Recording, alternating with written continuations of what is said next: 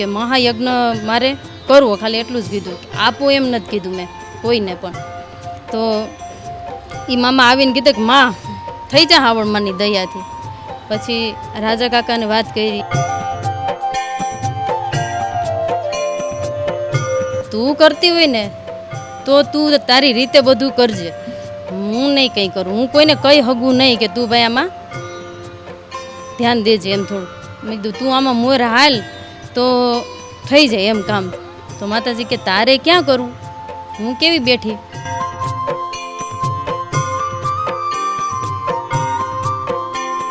માતાજીની દયાથી ખૂબ ઘરની અંદર શાંતિ છે અને સારું છે. એટલે માતાજી કે કથા છે એટલે તમે રોકાઈ જાઓ. દૂધમાં ચોખા ભેળવો એટલે ખીર બને, એમ માના ચરણમાં મસ્તક ઝુકાવો તો તકદીર બને. પછી માતાજી કે માં કે હું તમને પાણી દઉં. મારે એક દી 52 ગજની ધજા ચડાવી અહીંયા. 9 સંડે યજ્ઞ કરે, 3.5 પાળા સારણ જમાડવા. માતાજી કર્યું. ભાગવતનો સામાન્ય આપણે અત્યારે અર્થ સમજીએ તો ભ એટલે ભક્તિ. ભગવાનનો મહિમા જાણ્યા પછી ભગવાન પ્રત્યે ઊભો થતો પ્રેમ, એનું નામ છે ભક્તિ. બસ માની કૃપાની તો કોઈ વાત જ નથી કરવાની, એટલી કૃપા છે માની. અને માની દયા અમારી માથે તો કંઈ બાકી જ નથી. એમ ઘણા વર્ષોથી અમે સેવા કરીએ, 12-13 વર્ષ થયા.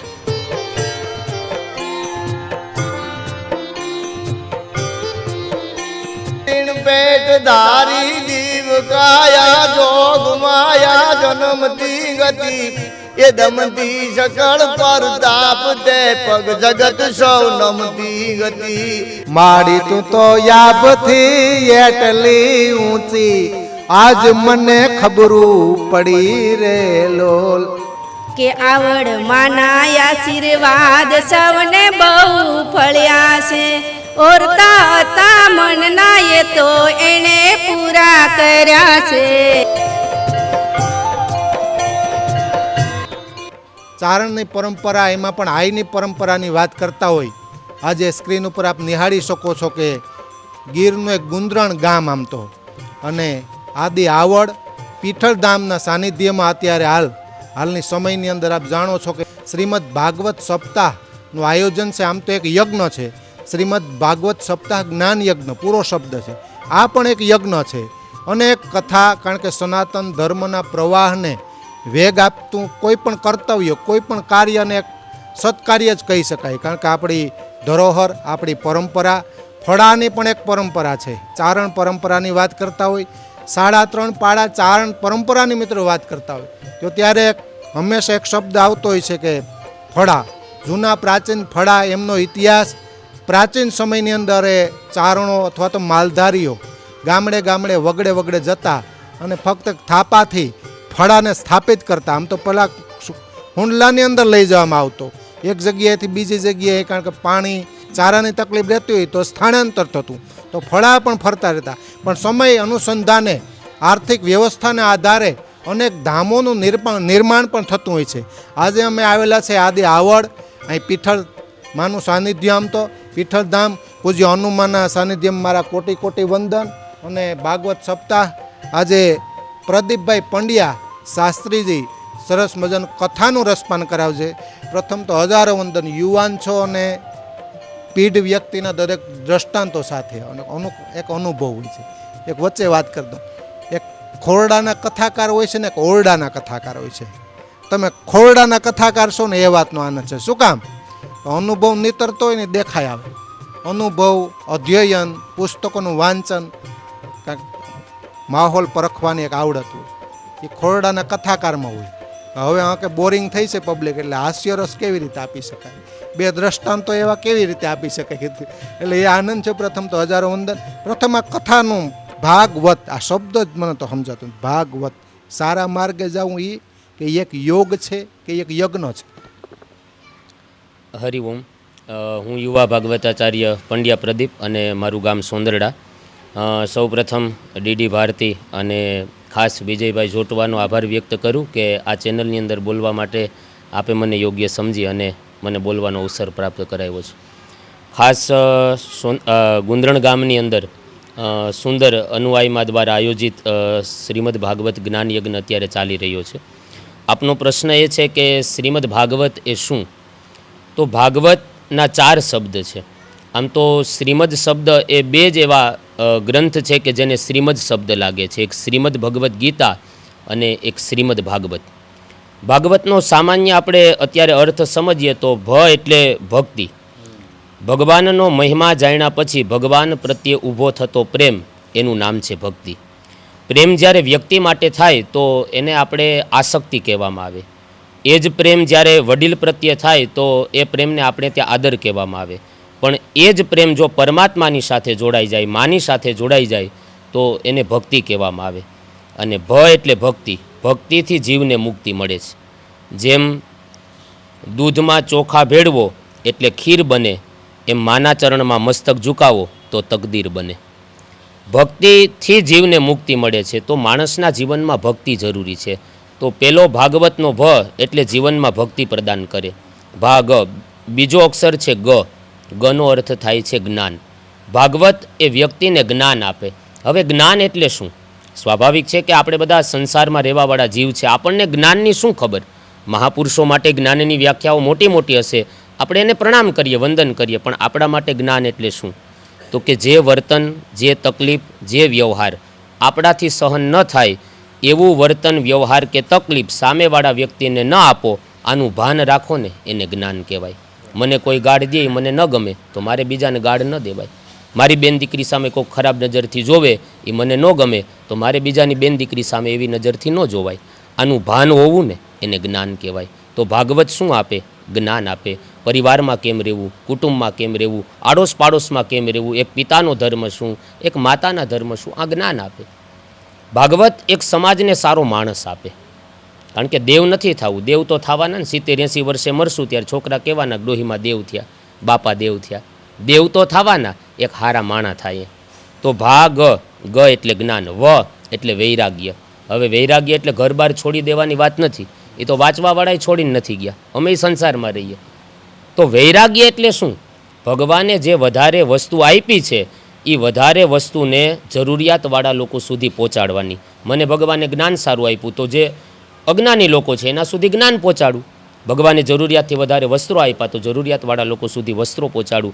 જે વસ્તુ જરૂરિયાતથી વધારે પરમાત્માએ આપણને આપી એવી વસ્તુને જરૂરિયાતવાળા લોકો સુધી પહોંચાડીએ, વૈરાગ્ય. અને છેલ્લો અક્ષર છે ત. એટલે ત્યાગની ભાવના રાખવી. ત્યાગે શો આગે. જીવનની અંદર ત્યાગ રાખવો, સમર્પણનો ભાવ રાખવો. તો ભાગવત ભક્તિ શીખવાડે, જ્ઞાન શીખવાડે, જીવનમાં વૈરાગ્ય શીખવાડે અને ત્યાગની વૃત્તિ શીખવાડે ને, એ ગ્રંથ એટલે શ્રીમદ ભાગવત ગ્રંથ. અહીંના સાનિધ્યની વાત કરીએ. અહીંયા અનેક ચારણ ડાયરો બેઠો છે. રાજાભાઈને પરિચયની જરૂર છે નહીં, હું આપી નહીં. માનું સાનિધ્ય છે. આઈ માના માં પણ બિરાજમાન છે. શું નામ માં તમારું? કમુમાં. એમને પણ, કારણ કે આઈમાં બોલે ને જૂના ફળાની, કારણ કે 60-70 વર્ષ જૂના ફળો છે. એની પાછળની ઇતિહાસની વાતો પણ કરવી છે. પણ તે પહેલાં શાસ્ત્રીજી એક પ્રશ્ન હજુ. અહીંનો ગીરની અંદર આમ કેવી અનુભૂતિ થાય? તડકાનો ભાગ છે, ઝારનો ભાગ પણ થોડો છે, પણ અહીંનો અનુભવ કેવો રહ્યો? કેવી રીતે રસપાના? તમારી રીતે અનુભવ કેવો હોય તો કેવો કહેશો? અહીંયા ગીરની અંદર આમ તો કથા કરવા માટેનો મને આ 3જો કે 4થો અવસર મળ્યો છે. પણ મા ભગવતી આઈશ્રી આદિઆવડ પીઠળધામ અને એમના સાનિધ્યની અંદર એક વ્યાસપીઠ તો મળી, એમાં ના નહીં, પણ એક માનો ખોડો મળ્યો છે. વ્યાસ એટલે અમારો બાપ અને સાથે મા. જેમ મા બાપના ખોડામાં નાનું બાળક જેમ નિર્ભય રહી શકે એવી રીતના અમને માનો ખોડો મળ્યો. અને વ્યાસપીઠ એટલે વ્યાસ એ બાપ કહેવાય, બાપનો ખોડો મળ્યો. જેમ મા બાપના ખોડામાં નાનું બાળક નિર્ભય બની જાય એમ અહીંયા ગીરની અંદર આવ્યા તો અમે નિર્ભય થઈ ગયા. અમને માના આશીર્વાદ પ્રાપ્ત થયા. કારણ કે દરેક આમ તો મા તો એટલી મોટી છે કે માને આપણે ત્યાં નાની માં કહીને બોલાવવામાં આવે છે. તો એ માના સાનિધ્યની અંદર અમને ગીરનો અનુભવ થયો. અને ઉનાળાની ખાસ તો ઋતુ છે અત્યારે, એટલે ખાસ તો અમને અહીંનું આમ્રફળ જે ગીરની કેસર કેરી કહેવાય એનો અમને લાભ મળ્યો. જે કારણ કે ગીરની કેરી ખાવાનો વિજયભાઈ એક આનંદ હોય છે. અમે શહેરમાં જ્યારે સપ્તાહ કરવા જઈએ ને ત્યાં અમને જે આમ્રફળ એટલે કે કેરી પીરસે ને તો ઓલા નાના નાના ટુકડા કરીને આપે. પછી ઓલી કાંટાવાળી ચમચી હોય ને એનાથી અમને ખાવાની એ આનંદ ન આવે એટલો. પણ અહીંયા જે કેરી હાથમાં સીધી લઈએ અને એ કેરીને આમ ઘોરીને પછી જે સીધી પીએ ને એનો આનંદ અલગ હોય, કારણ કે એ રગેડા ઉતરતા હોય, એ કેરી ખાતા હોય, એનો આનંદ કંઈક વિશેષ હોય. એટલે ગીરને એક તો અહીંયા સાવજોની ડણકું સંભળાય, કારણ કે આ સાવજની ધરતી છે જેના હૈયા હિંમતવાળા, જ્યાં એકબીજાને ચાહે ઝંખે કોઈ ન વીખે માળા. અહીંયા અમે ભાગવત કથા કરવા આવ્યા ગામના ગુંદરણ ગામવાસીઓ, ગીરના લોકો પણ અમને કહેવા આવે કે તમારે અમારે ત્યાં આજે ભોજન કરવાનું છે, આજે અમારે ત્યાં જમશો, આજે અમારે ત્યાં જમજો, આવા આમંત્રણ આપે અને ખૂબ આનંદ આવે છે. અને ગામડાનો માણસ, કારણ કે ધુમાડો ઉડે ને એને શહેર કહેવાય, પણ ધૂળ ઉડે ને એને ગામડું કહેવાય. ગામડાના ફળિયા મોટા હોય ને એટલે એ ગામવાળાના લોકોના હૃદય પણ મોટા હોય. ગામડું જે પ્રેમ આપી શકે એના અંતરમાં શહેરમાં મળે છે પ્રેમ, એમાં ના નહીં, પણ જે ગામડું પ્રેમ આપે છે ને એની ભવ્યતા કંઈક અલગ હોય છે. એટલે અમને ખૂબ અહીંયા આનંદ આવે છે ગામડામાં. ખૂબ આનંદ આવ્યો પ્રદીપભાઈ. સમયાંતરે યોગ્ય સમયે ભાગવત સપ્તાહના અનુસંધાને વિશેષ સંવાદ પણ આપણે કરતા રહીશું. અહીંયા ખાલી વિરામ આપીએ છીએ, પૂર્ણ વિરામ નથી આપતા આપણે. પીઠળમાનું સ્વરૂપ માં કૃપાળી છે, માં દયાળી છે, માં હેતાળી છે, વારંવાર આપણે વાત કરતા હોય. રાજાભાઈ, આમ તો આવડમાંનો એકાદ આમ દુહો વચ્ચે ક્યાં સુધી કંઈક અધૂરું રહેશે, એક દુહો વચ્ચે લઈ લઈએ, પછી થોડી ફળાની ઇતિહાસની વાતો કરીએ આપણે. કેંગાવડ દરિયાળ જન લાજાળું લોપે જનાય, પણ પછી ભરે ભરે નહીં ડગલું જો ને ભાણ. એ ગીતો કમને કજબરાવ પણ માડી ભરે નહીં ડગલું જો ને ભાણ. એ ગાતો કમને કજબરાવ તો દિન પેટ ધારી દીવ કાયા જોગ માયા જન્મતી ગતિ. એ દમતી સકળ પર તાપ તે પગ જગત સૌ નમતી ગતિ. ખમકાર કરતી ખોડલી ના ગુણ પથર ગાતારિયા, અણમોલ ગા ગા ગમતણાઈ દેવી દિવસ ક્યાં જાધારિયા. કારણ કે મૂળ તત્વ ન હોય ને ત્યાં સુધી કાર્યક્રમ પણ અધૂરો હોય. ખાલી વાતો ન ગમે, ખાલી ઇતિહાસ પણ ન ગમે. શાસ્ત્રીજી બધું જોઈએ. તમે મર્મની વાત કરી, આ માધ્યમ બનાવ્યું છે. અમે ને તમે આ બધા આવ્યા છે તો શું કથાના માધ્યમથી આવ્યા છે. આ હું સત્કર્મ થયું ને ત્યારે અહીંયા ભેગા થયા છે, લાંબા થયા છે. બાકી કાલ 10 દિવસ પછી રાજાભાઈ આવીને અહીં બોલ્યા તો એમ કહે કથા સુધી તો વાંધો નહોતો, ત્યાંથી ફેર પડ્યો. એટલે માં જૂના ફળાના માં કેવી રીતે આમ બિરાજમાન થયા? 500 વર્ષ પહેલાંનું હતું. 500 વર્ષ મંડોળા ગામ. મંડોળા અહીંથી કેટલું? અહીંથી જ આંકલવાડી ઓલી આંકલવાડી બાજુ. હા, ત્યાંથી ડોહીમાને આવ્યા તે નાના છોકરી થઈને કે મને તેડી જાય, મારે ઘેર આવતું રહેવું. ને આમ એની માતાજી કીધું કે જઈ મારો સમય થાય ને તો મને તેડી જાય છે. અમારા લગ્ન થયા, મારા દીકરાનું જલમ મોટાને. પછી માતાજી, મારો દીકરો 2 મહિનાનો થયો, માતાજી ગયા તેડવા. દુકાળિયું પડ્યું હતું ત્યાં 2 પથ્થરમાં છે, માતાજીને તેડી આવ્યા હાલીને માથે ખંભે લઈ આવ્યા માતાજી. તે માની સ્થાપના કરી, 2 પથ્થર માંડી. પછી માતાજીની પૂંજાણી કરતા, મેળા ફરતા ને એવું બધી. માતાજીનો તેમ બહુ સમય થયો હતો. મારા છોકરા 6 છે, પણ માતાજીનો જલમ મોડો થયો. પછી અમારા ડોહીમાં પુરાતન થવા આવ્યા આ માતાજીનો જલમ. 3 વર્ષે માતાજી જેલમાં, 3 વર્ષ થયા ને ત્યાં માતાજીનો જલમ થયા. પછી 7 વર્ષને ત્યાં તો પ્રગટ થયા. જે હોય કહેતા અમે સાનું ખવણે રાખ્યું તો અમે ગરીબ માણસ. અમારા ડોહીમાં કહે કે એ આપણે આગળ કંઈ કરવું નથી. તેથી માં કહે તો આગળ વધે તેથી જ વાત.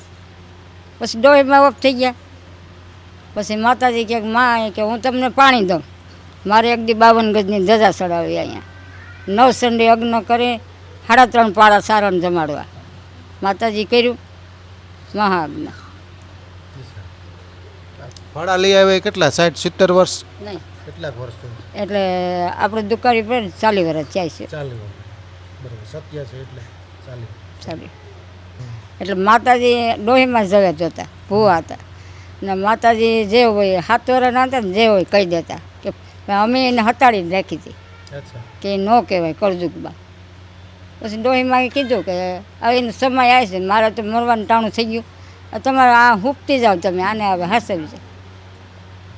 અટાણે આ માતાજી બેઠા એ અનુવાય બેઠા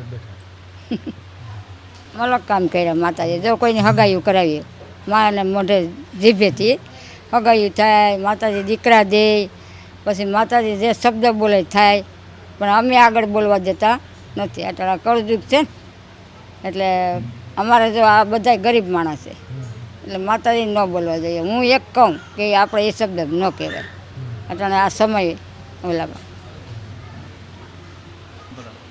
માની કૃપા કેટલી તમારા ઉપર? કૃપા અમારી માથે બહુ છે. હા, અમારે 4 દીકરીઓ માથે દીકરો દીધો.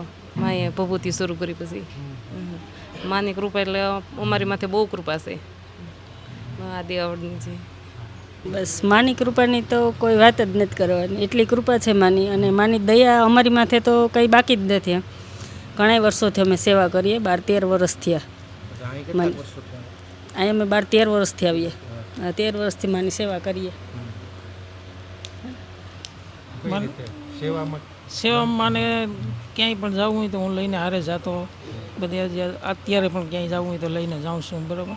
પછી મને એટેક આવેલો ને મારા ટૂંકમાં પ્રાણ હોઈ જાય એવી પોઝિશન હતી. અને મારાથી નાનો ભાઈ હતો, અહીંયા પ્રાર્થના કરેલી, માનું નામ લીધા ભેગું મને તરત કમ્પ્લીટ થઈ ગયું. આજે હું અહીંયા માને શરણે છે. શોટ દેવાની તૈયારી હતી, એટલે પાછો જીવ વળતો નહોતો એમ. ઇન્જેક્શન આપ્યા પછી તો માને પ્રાર્થના કરી કે માં ગુંદરણવાળી કે, એટલે માએ દયા કરી, તાત્કાલિક કાંઈ ન કરવું પડ્યું, નો શોટ દેવા પડે, કે શોટની બધી તૈયારી કરી હતી. તો માએ પાછો નવો અવતાર આપ્યો. બસ અમારા માટે તો એ જ ખુશીની વાત છે કે એ માના સાચા આશીર્વાદ છે અમારા માટે. તમારી ઉપસ્થિતિ છે એ જ આનંદ છે. બોલો ન બોલો તો વાંધો નહીં, આમ તો ઉર્જા હોય ને એ જ આ બધા બોલે છે, એ તમારી કૃપાથી જ બોલે છે. હવે જો કે કંઈ આમાં પ્રમાણની જરૂરિયાત છે. હા, એ આશીર્વાદ. બાકી કે આ ઇન્ટરવ્યૂ તો કોઈ દે આપવા ગયા નથી. પણ માં સાક્ષાત કામ કરાવે છે કે શું લાગે? કોઈ શક્તિ બ્રહ્માંડમાં કોઈ શક્તિ કરાવતી એવું લાગે? થોડી વાત કરો. બોલો આવડ માતની જય.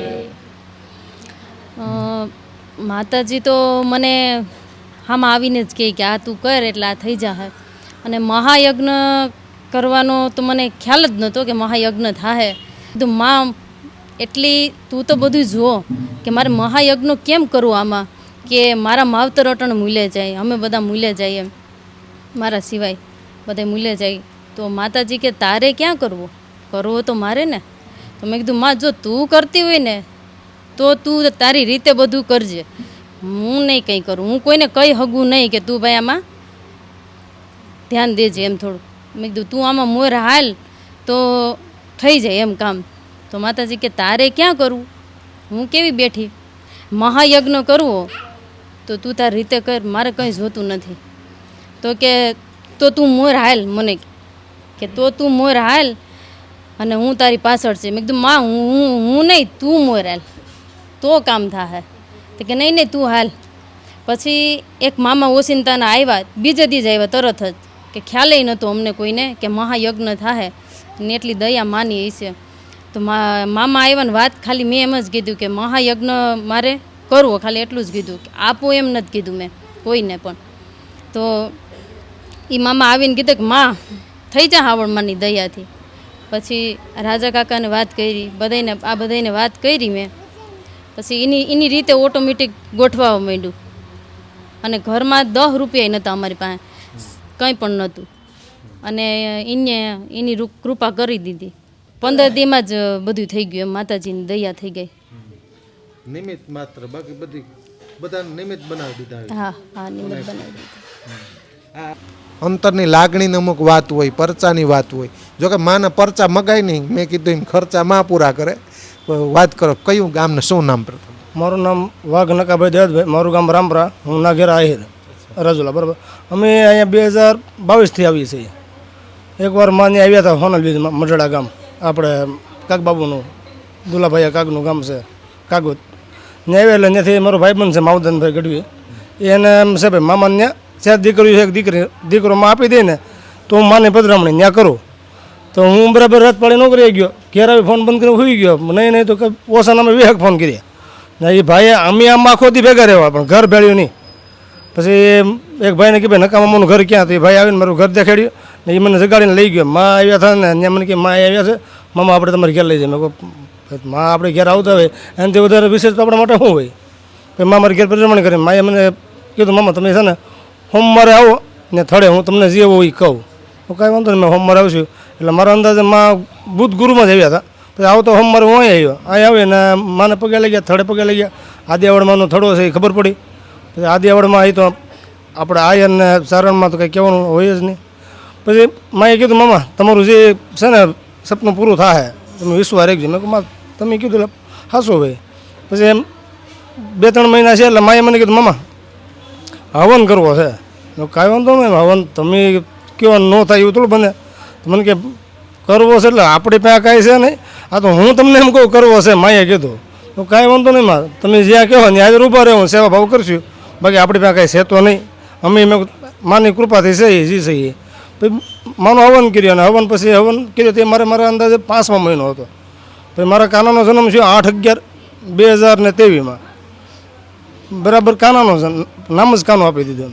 હા કાનો નહીં, રાશિ આવી હતી કવ પરથી. મેં કહું રાશિ આવે ને કહો એટલે મેં કહું તો કાનો કરી દેવું. આમ નામ કુલદીપ છે પણ આને કહીએ અમે કાનો. એ બધી માની કૃપા, જે મારે જોતું હતું મેં આપી દીધું. ને અમે અહીંથી 125 કિલોમીટર થાય. અમે ત્યાંથી આવીએ એમ કેટલી વાર આવ્યા. અમે કોઈ દી કેળામાં હેરાન જ નથી. વાહન છે ભાઈ, ગમે ત્યાં બંધ પડે, ગમે ત્યારે પંચર પડે, ગમે હેરાન ગતિ થાય. અમને કોઈ દી અમે રાતે 2 વાગે, કાલની જ વાત, અમે રાતે 4 વાગે અહીંથી અમે ઘેર ગયા હતા. આરામથી પૂગી ગયા. બસ એ જ કૃપા, બીજી આપણે શું કૃપા છે? બીજું આપણે પરસો શું છે? આ બધા પરસામાં મજાદરથી કવિ કાગ બાપુ. હા, કવિ કાગ બાપુની ભૂમિ આમ તો ત્યાંથી. માડી તારા બેહણા ગાઢ ગિરનાર, નવે ખંડ નજરું પડે રે લોલ. માડી તું તો યાબથી એટલી ઊંચી, આજ મને ખબરું પડી રે લોલ. આ કાગ બાપુ ત્યાંથી આવો છો. શું નામ તમારું? મારું નામ છે માવલભાઈ. માવલભાઈ ગઢવી, મજાદર ગામ, કવિ કાગબાપુનું. પણ આવડ મને એટલા પરસા છે માપભાઈ, ધોમ કામ કર્યા મારે, ધારે કામ થઈ જાય આવડમાં, કૂપામાં. થોડી વાત કરો, પણ મને આનંદ છે, મને આનંદ છે. એટલે જો આજુબાજુનો તો કોઈ પણ વિસ્તાર હોય માનતોય માં કેટલા કિલોમીટર થાય ત્યાં ત્યાં લગાવો કઈ રીતે માનો? કિલોમીટર જેવું થતું હોય કવિરાજ બાપા. નહીં એ માં ના સુધી આવે, ગમે ત્યારે સારોડો અમારે ના બોલાવે એટલે માં તરત શરણ પગલાં કરે ને આટો મારીને પાછો વહી જાય. કેટલાને માએ કામ કર્યા અનુમાએ આવડમાંની કૃપાથી. વાહ.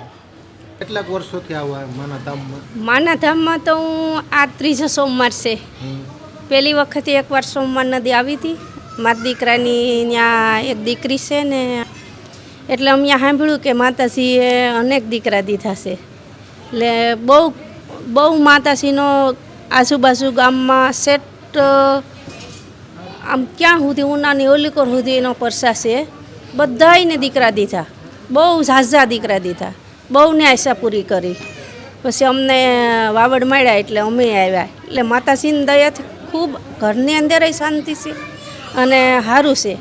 એટલે માતાજી કે કથા છે એટલે તમે રોકાઈ જાઓ. તો અમને કે પાટલો ભરવા તમે રોકાઈ જાઓ. એટલે હું અહીં કથામાં સેવામાં આવી. એટલે માતાજીને મારી પ્રાર્થના છે અને સૌ ભાઈઓ બધીને પાસે છે કે આવડ માના આશીર્વાદ સૌને બહુ ફળ્યા છે.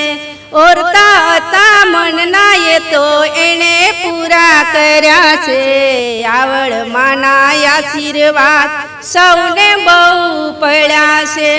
વાંજિયારે આવે મારી આવડ માને નમે છે. વાંજિયાને પુત્ર દેવા આવડ માને ગમે છે. આવડ માના આશીર્વાદ સૌને બહુ પડ્યા છે. આનું માના આશીર્વાદ સૌને બહુ પડ્યા છે. બોલો આવડ માતની.